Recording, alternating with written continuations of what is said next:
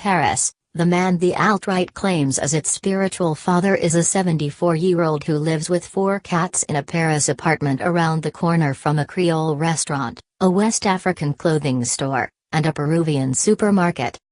His name is Alain de Benoist, and he has published more than 100 books in his nearly 60-year writing career that encompass topics from anthropology to paganism.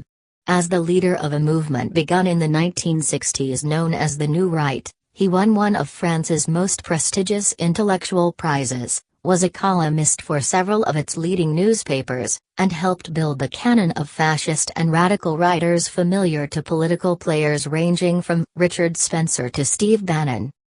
His core arguments are at the heart of many nationalist movements around the world, echoed even by those who do not know his name. His work helped give an aura of respectability to the notion that European identity needs to be defended against erasure by immigration, global trade, multinational institutions, and left-wing multiculturalism. Today, de Benoist generally avoids social media and remains very much a man of the printed page. His Paris apartment is a refuge from the country home where he keeps a personal library of more than 200,000 volumes, a collection so vast he says it has become a burden. His study houses an art collection that includes a modernist portrait of de Benoist with his face encased in what appears to be a mask of metal. A poster for a talk he once gave in Turkey hangs on the bathroom wall, opposite a poster featuring different breeds of cats. Maybe people consider me their spiritual father, but I don't consider them my spiritual sons. He now sees himself as more left than right and says he would have voted for Bernie Sanders in the 2016 U.S. election. His first choice in the French election was the leftist candidate Jean-Luc Mélenchon. He rejects any link between his new right and the alt-right that supported Donald Trump. Maybe people consider me their spiritual father, but I don't consider them my spiritual sons, he said. De Benoist's views have changed a lot over his career, and he has written so extensively and in such dense prose that it can be hard to figure out what he believes today. For English speakers, his challenge is complicated further by how little of his work has been translated. He's denounced racism but opposes integration.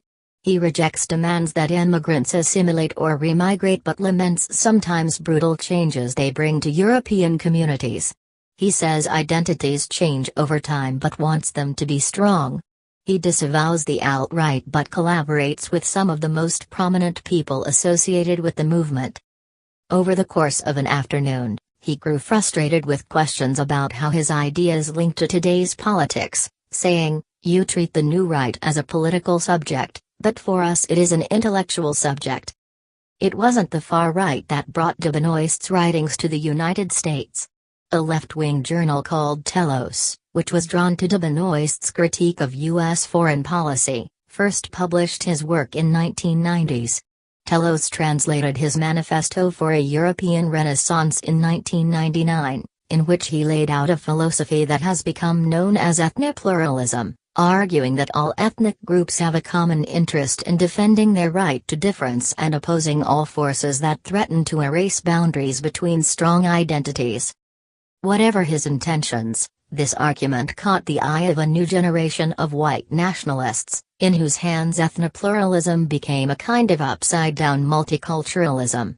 They were not white supremacists, they claimed, but they believed that everyone was better off in a world where ethnicities were separate but, at least theoretically, equal. De Benoist came of age following the war over independence for Algeria, which sparked a debate about whether Muslims could ever really be French, and whether France had made itself vulnerable by inviting them in. After 130 years of French rule, Algeria had increasingly become part of the French Republic, and Muslims increasingly a part of France. Algeria's split from France in 1962 sparked tensions about whether French values could transcend differences of race, ethnicity, and religion.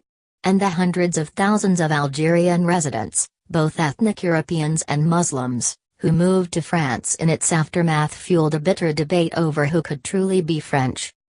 The New Right began as a cadre of young men once aligned with Nazis and fascists who believed these questions were life and death for the future of Europe. But they broke from the far right in the late 60s, reinventing themselves as intellectuals, drawing on both the right and the left as they worked their way into mainstream debate. It's no accident that ideas de Benoist first formulated in France in the mid-20th century are now upending the politics of the 21st. And it is perhaps inevitable that the people laying claim to de Benoist's legacy are dragging him back into the kind of far-right world he tried to escape.